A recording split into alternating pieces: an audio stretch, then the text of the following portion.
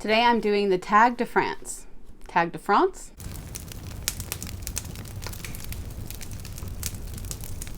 Welcome to Candlewick Library. I'm Cheryl. I am going to butcher everything I say in this video because I do not speak French. Most of these words I have no idea how to pronounce them or what they mean.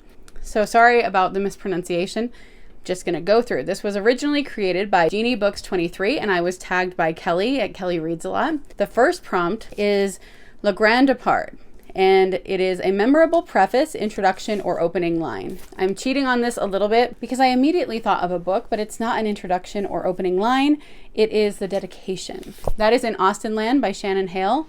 The dedication to this is, "For Colin Firth, you're a really great guy, but I'm married, so I think we should just be friends." This is a story about a young girl who is obsessed with Jane Austen, all things Jane Austen, but especially Mr. Darcy, and she goes to England to Austenland, where you pretend to be a part of the story. Number 2, Maillot Vert. This is going to be even worse than I thought. A book under 150 pages. And for this, I'm going to say any of the Totally True adventure books. They are all under 150 pages. They're all really well done and enjoyable reads.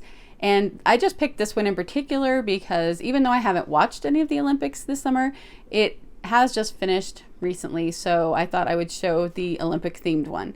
But this also has ones about finding the first T-Rex skull, about Mount St. Helens, about the Culper Spy Ring. There are quite a few of them and I've liked all of them. Number 3, King of the Mountains.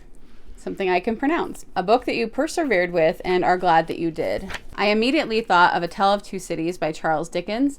I read this book for the first time in high school and it took me months to get through the first few chapters of this book. And I don't remember exactly why I found it so hard then, but I never wanted to pick it up. And finally it was getting close to the deadline of having to finish it for school. And so I pushed myself to hurry and get back into it, pushed myself through a few chapters, and pretty soon I found myself really engaged in it, and then I ended up loving this book.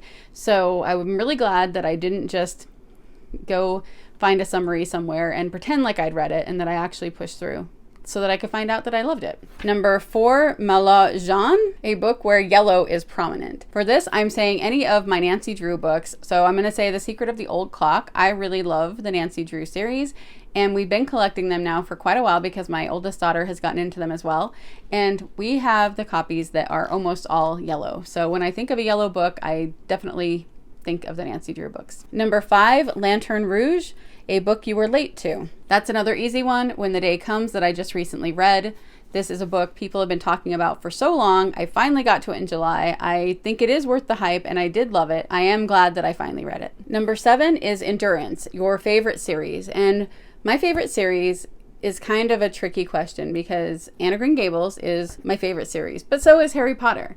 And my oldest daughter recently said to me, "Mom, I think Harry Potter is actually your favorite series, not Anne of Green Gables." I had to stop and think about it for a minute because I understand why she would say that, but what I've kind of figured out is this. Anne of Green Gables is my favorite book. But when you take the series as a whole, I have 3 books in the series that are my favorites, that I love everything about them. And that is Anne of Green Gables, Anne's House of Dreams, and Rilla of Ingleside.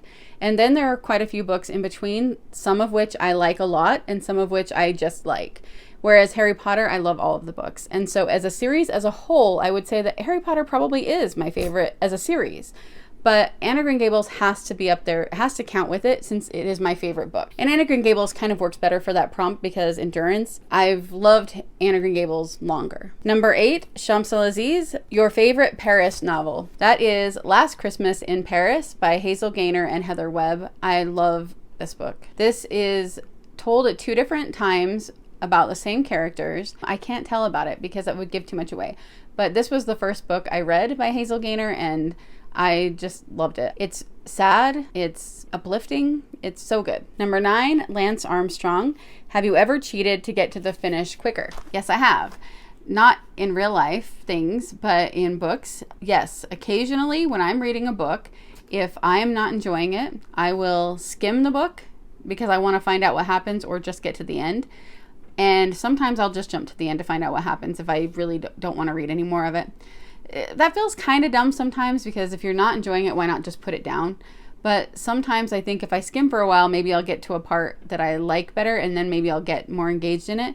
That doesn't usually happen, but it has happened a couple of times. So yes, sometimes I will skim to the end of a book or skip parts. And then number 10, L'Equip, tag some others. I'm gonna tag Elder Talk and Morgan's Endless Bookshelf.